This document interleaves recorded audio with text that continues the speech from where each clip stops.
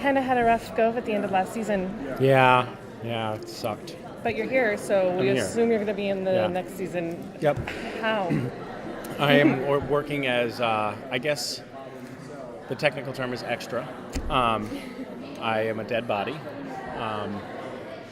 but it's great because I'm good at it. I mean, it's the first time I've ever played a role and felt like I was really nailing it.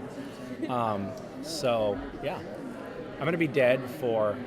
I don't know if I'm supposed to say, but I'm going to be dead for a little while, and we're not going to, and then we're going to find Castiel in a new environment that is not what you expect. It's not the not beyond the rift. He's in a different place, and it's a. I have no idea how we're going to shoot it. It's going to be super weird. And it's going to be Castiel. We're going to come back to find Castiel in this weird realm. And he's there with just one other character who is actually played by a really, really amazing actor. So we're lucky, super lucky to have this guy. And I shouldn't have said the gender. And very, very good looking as well, I might add. Is it a character we've known before, or is it somebody new? It's somebody new. Okay. Enough about Castiel. How about you? Thank you. Thank you. Yeah, we love you so much. Let's divert. We've been super interested. I've been a part of Gishwiz since the start, and so when you started saying that there's going to be no more Gishwiz, I had a heart attack. I was crying. I'm sorry, so you didn't really cry. I did cry. I cry about everything. Did you really cry? Yeah. You have no idea the amount of times I've cried over you. Oh my God, I'm so sorry. That's why I hassled you in a pedicab. Oh, yeah. That's me. Same dress. I watched it. Don't worry. So this is the last, actually tomorrow is the last day of registration, so if anyone wants to help me plug it, Gishwiz is a totally awesome thing that sort of magically and organically evolved over the last several years into the largest scavenger hunt, sort of a scavenger hunt, I would say. It's definitely a lot more than that in the world. And I just posted this video this morning that was sent to me this morning by this incredible photographer. He lost 3 limbs to an IED, and he still travels the world documenting refugee camps, and he's just an awesome guy. And he helped us find these families that in last year's Gishwiz, we helped kind of save these families that were stuck in a refugee camp. And this video he sent this morning was of the families moving into their new homes, and I just eyeballed. I cried this morning. I'm waiting to watch it until it was really it was really amazing. And so I'm really proud of this game that we play that does these awesome things, and that people who participate in seem to have such a transformative and awesome time playing. People, things with fortune cookies. Fortune cookies. She found you yesterday. Yeah. No, thank you for doing that. Yeah, it was hard work. Do you have blisters? No, I handed them out. You helped. Okay, thank you for that. Anyway, so so try it out because it's the last one, and registration will close tomorrow on Monday. So I'm already there. Don't worry. All right. It's all good. All right. So Jared spoiled during the Scooby-Doo episode. I know. But I was doing voiceover for that. Voiceover for Scooby-Doo was awesome. I mean, that was just a kind of pinch me moment. Frankly, I felt really, it was one of those moments when I felt like, man, I love this show. It's so fucking cool that we get to do crazy stuff like a Scooby-Doo episode. And it's going to be a bona fide Scooby-Doo episode. Embedded within a Supernatural episode, we will have an entire Scooby-Doo episode where our characters are animated and we're thrust into this Scooby-Doo universe. And for sure, nobody has ever done that in network television ever before. Right? Am I right when I say that with conviction? Yes. No, Kiss did it. I mean, Kiss was on Scooby-Doo. No. But they're not no TV. Yeah. Kiss is not a TV show. They have their own TV show. Kiss is a TV show? They have a Saturday morning cartoon. Oh, it's a cartoon within a cartoon. It's different. It's different. It doesn't count. Yeah. Did they? He did the animated X-Files. What did they do? Animated with Nimoy. An episode? Yes. The whole thing was animated, but it wasn't another cartoon. It wasn't Scooby-Doo. We're just gonna have to fight about it. Yours will be Girl better. punch. Yeah, yours will be better. And so when I got That- They swap. wait, do who make it in? Oh, the what is it called? Their bus? Mystery The Machine. Mystery Machine. And the Impala. You guys like swap. we saw him in one of their daddy tours one day when I was at work. You know what? I can't remember. Sorry. It was so long ago. That's my movie. We recorded this like 5 months ago. Really? Yeah. What do you think of your animated self? Well, I haven't seen it yet. Have you not seen a picture or anything? No. I'm sure he's quite fetching, Yeah. but I have not seen the animated version of any of the characters yet. Look at a portrait. Put it on the wall. Yeah. Thank you guys. Andy, how's my con going? Yeah. Really well. This is the most rested I've ever been on a Sunday at a con because we actually had off since Wednesday. We did Conan O'Brien on Wednesday, and I guess Cake stand. That's nice. yeah, which was an honest to God surprise. This wasn't like, oh, let's have this stunt. It was, and I didn't want to. So as soon as Conan was like, you'll have a birthday tradition, I knew what that tradition was, but I was like, I'm not going to say it on national television. So he sold me out, but it was a lot of fun. Happy birthday. Thank you very much. Yeah, I feel it. So what are you most excited for fans to see from this new season? Sam has had a pretty public struggle with his identity and trying to figure out who he is and trying to justify maybe like his demon blood. You know, Sam, to a degree, was meant to do evil. You know, he was given the demon blood before he was 1 year old, and you know, I think he sees a lot of himself. What I'm getting at, I think he sees a lot of himself in Jack the Nephilim. You know, Jack is half archangel, half Lucifer. Sam has been Lucifer, but Jack is also half human. You know, his mom is Kelly Klein, who's a good person, and so I think he's trying to kind of justify his own existence by helping nurture Jack to use his powers for good. And I think Sam fears too much power, which I think is why he doesn't often want to take the lead and be the leader, because Sam has had ultimate power. Sam has been Lucifer. Sam has been jacked up on demon blood and could kill Lilith with his hand. So I think Sam thinks of himself kind of like as an addict. He's like, I don't want to go down that power route because we saw what I did last time I started the apocalypse. So it's going to be interesting this year to see him try and channel that in order to help Jack become a good person. I was thinking how are boys going to deal with losing cast, potentially? Yeah. How's it going to be different for their different reactions? I think Dean is very clearly pushing something down, not wanting to talk about it, doing the classic Dean bit.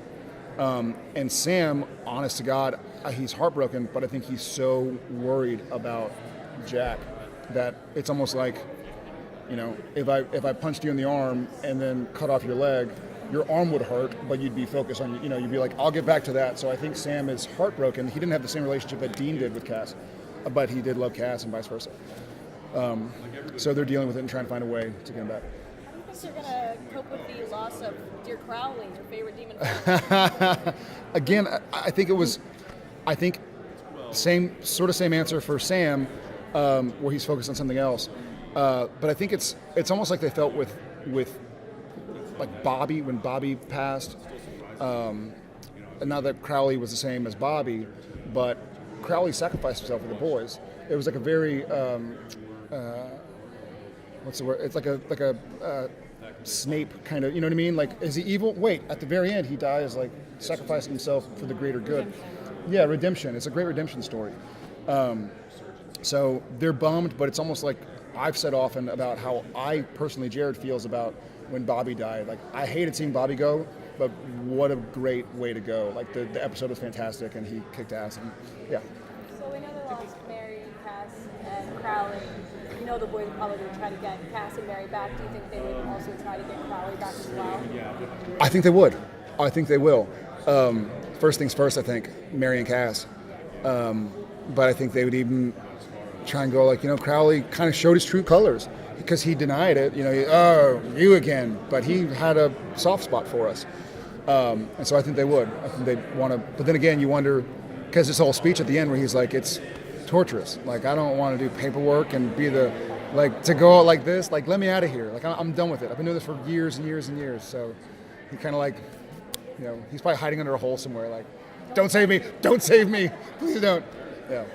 Thank you guys. Is that me? Thank y'all very much. Thank you. You got it. Yeah, y'all too.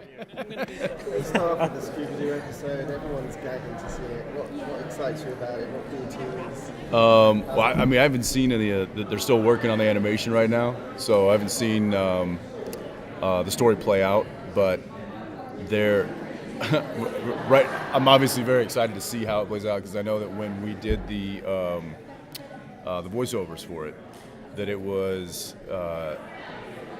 like you can feel the energy inside that recording booth. It was myself and Jared and Misha. We were all three together in there. They put up a bunch of cameras, so you'll actually be able to see it. It'll probably be special features or something. But we were just, I mean, it was like we finished. Remember, we finished and we went out. We were like, let's do another one. That was awesome. We were never so eager to work before in our lives. It was really cool. So I'm looking forward to seeing how that goes. Someone said, will the Impala be there as well as the Mystery Machine? Nobody seems to remember. I don't think so. I don't think so, but don't quote me on that. So at the beginning of the season, Dean has lost his mom, but he's also lost Cass. We saw him at the end of the season, like kneeling over Cass's dead body. How is his emotional state? Well, we pick up right where we left off, and it's not.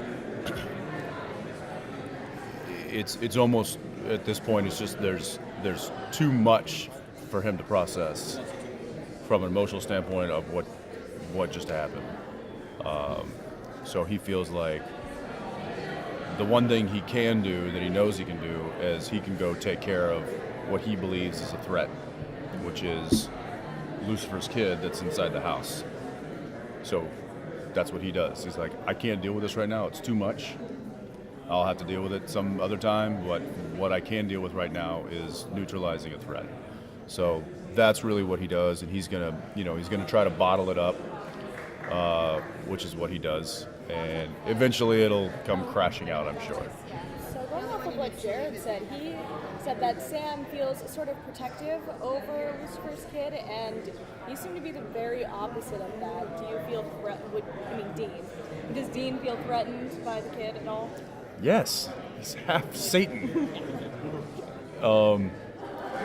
That's kind of the struggle in the very beginning. Is like Sam's like, well, he's half human too, so maybe there's a way that he could, that it would be nurture over nature.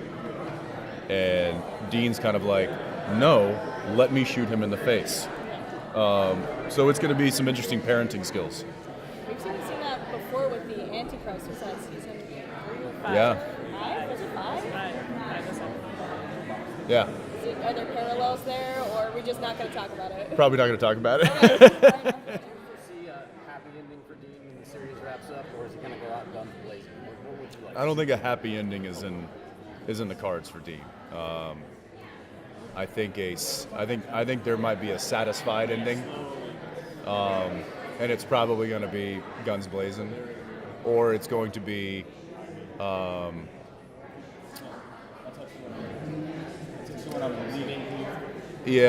Or it's going to be I'm ready to hang it up. Which would you prefer for Dean?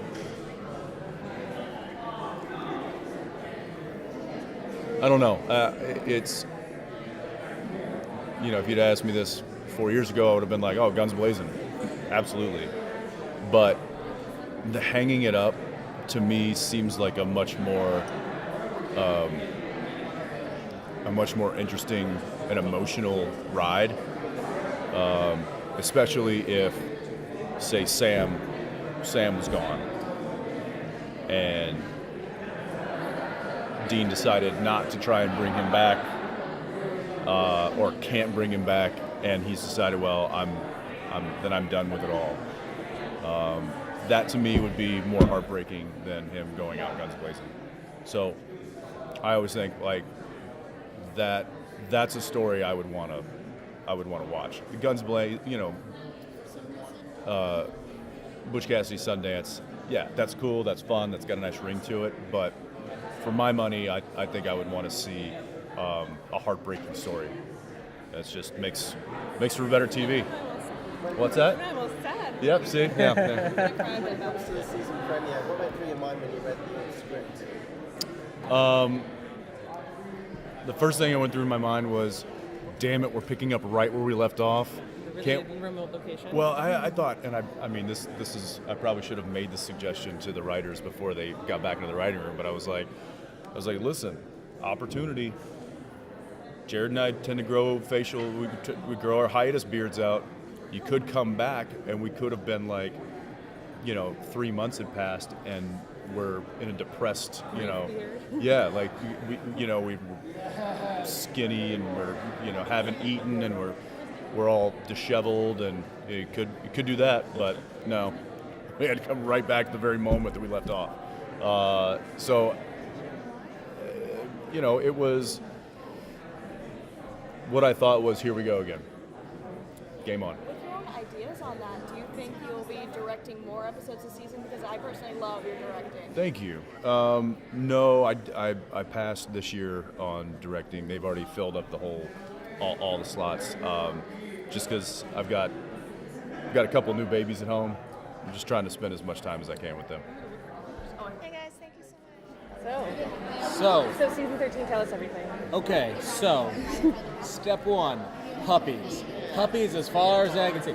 No, I think season 13 is going to be kind of a little bit of a convention. Season 12 is really about what is Sam and Dean's conception of family now, in terms of the family they had, by which I'm talking about not only Mary, but Castiel and Crowley, and all these kind of characters we've known either anecdotally or personally over the course of this time. Season 13, and season 12 really blows that up in a pretty dramatic way. Season 13 is about kind of rebuilding from the rubble of that with the added, kind of gift / burden / whatever it ends up being of having, the devil's kid living in the bunker. And what does that mean? And kind of as we talked about on the panel a little bit, there's a nature versus nurture debate. There's also, I think, do they really care about this kid, or are they using this kid? And I think there's going to be a lot of kind of much more. I mean, the guys last season, apart from an episode here or there, were largely on the same page for a lot of the time. British manipulators were such clearly bad guys. The stuff about mom, a little division there, but they both kind of ended up wanting the same thing in a different way. I think the guys this season are much more. They have their own points of view. Again, ultimately it's supernatural. Ultimately everyone comes together and fights together. But I think it's more of a process this year. And we'll build in a little bit more drama between the guys, not just between the guys and external forces. Do you think there will be further just hunting episodes, or are you going strictly storyline? No. It's I don't think Supernatural's ever a show that can. 23 episodes doing it all heavily serialized is really difficult.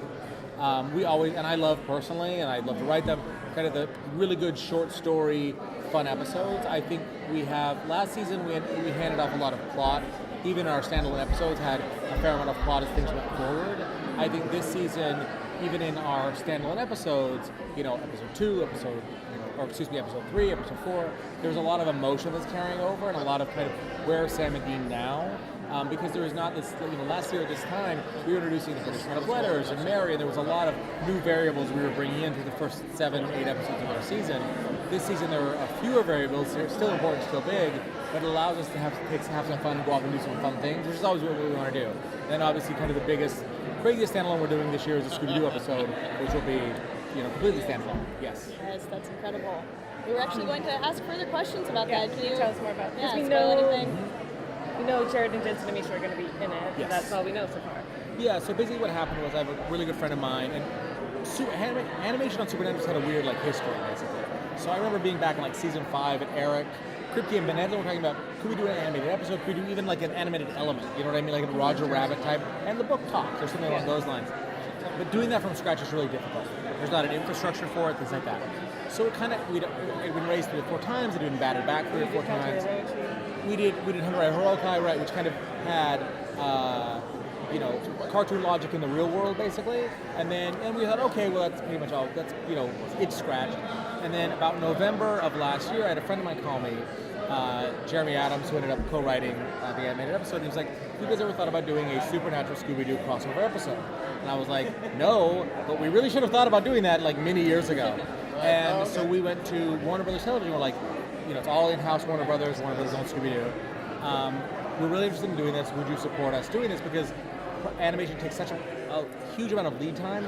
We would have to write this. We would have to write that script for episode, but it's going to end up being episode 16 in like January of this year. So before we even get a pickup, before we even get anything like that.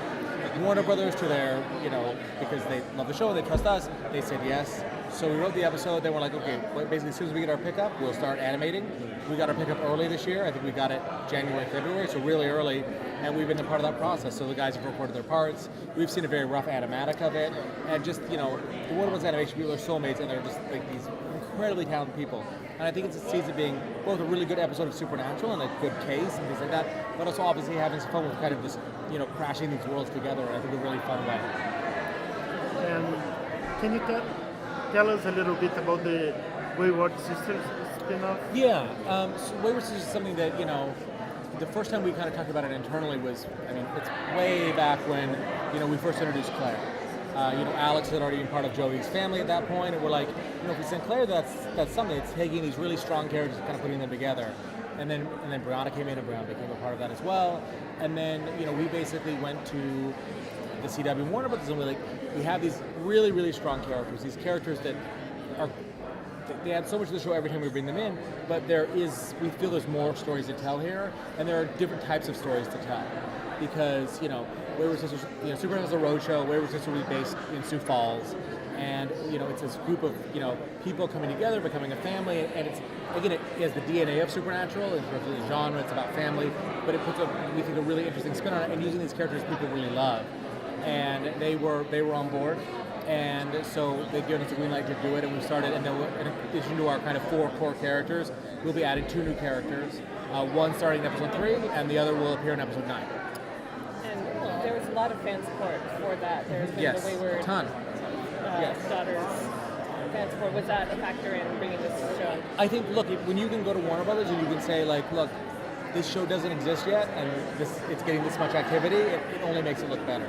And I think, we want to respond to our fan base in that way. And I feel this show has, I don't know how it is on other shows. I feel our show has a very strong amount of give and take between the fans and the show, and always has. Going back to some of the stuff Eric did with the fan convention episode and things like that.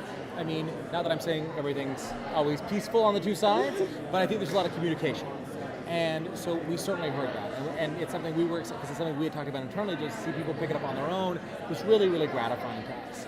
And so for us, it was okay. We love this idea. We know there's a fan base for it. Is this the, then it became about, okay, what's the right time to do it? And it felt like there was so much going on last season, it didn't quite feel right. This season, it feels like we have space for it. It'll air episode 10 in January, and we really hope people like it, and we really think it has a chance to be a really excellent show, thanks largely to both the fan engagement that you're talking about, but also just to the cast.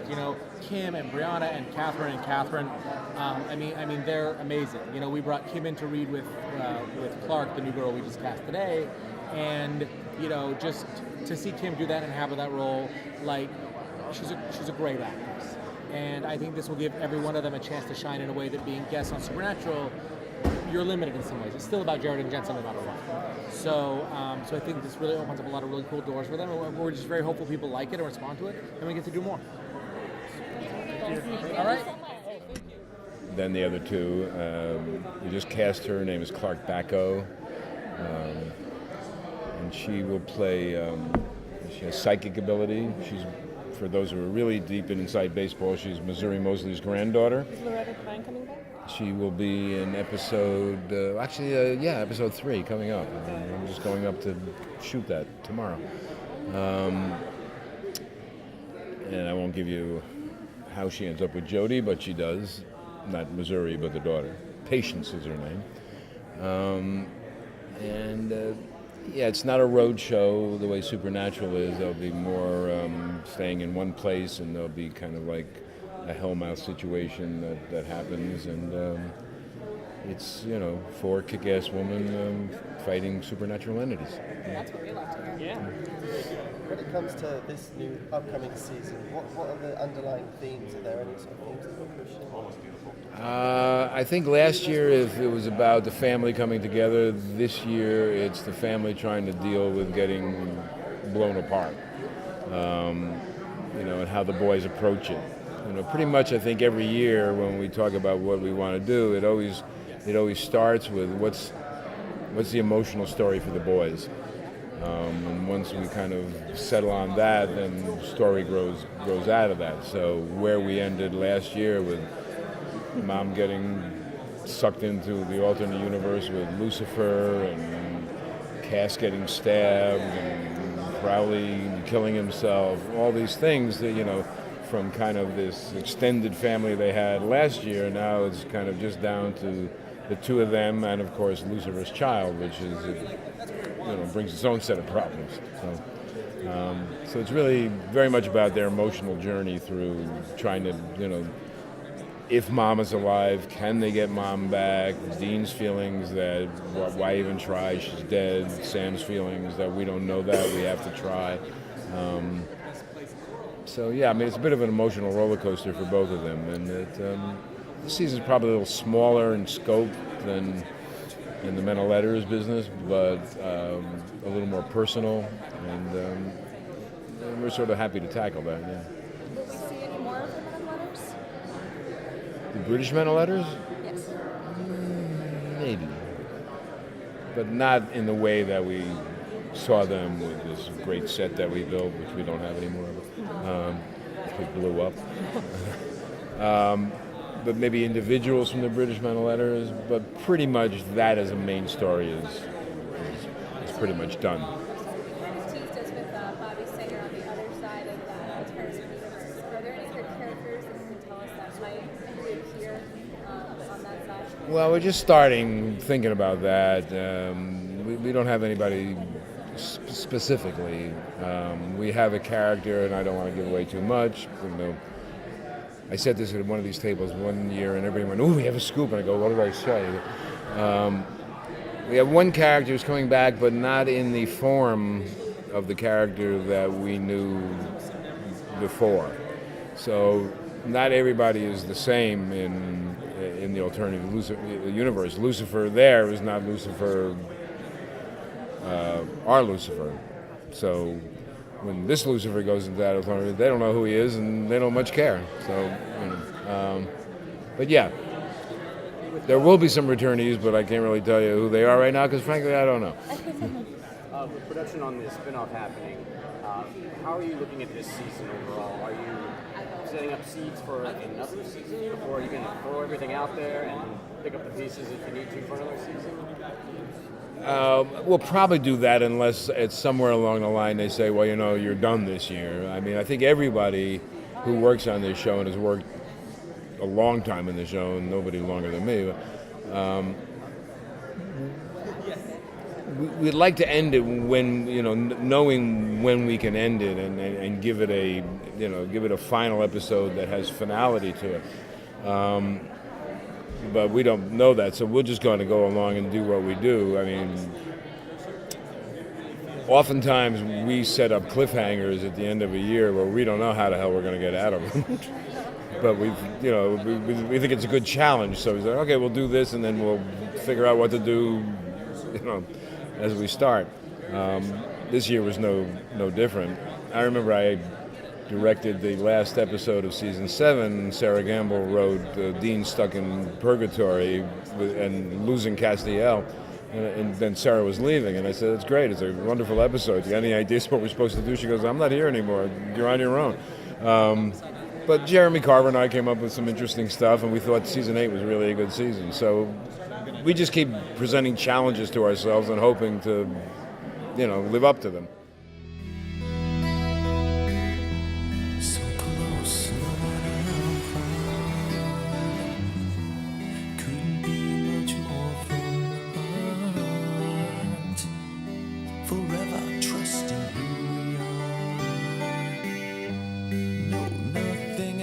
Matters.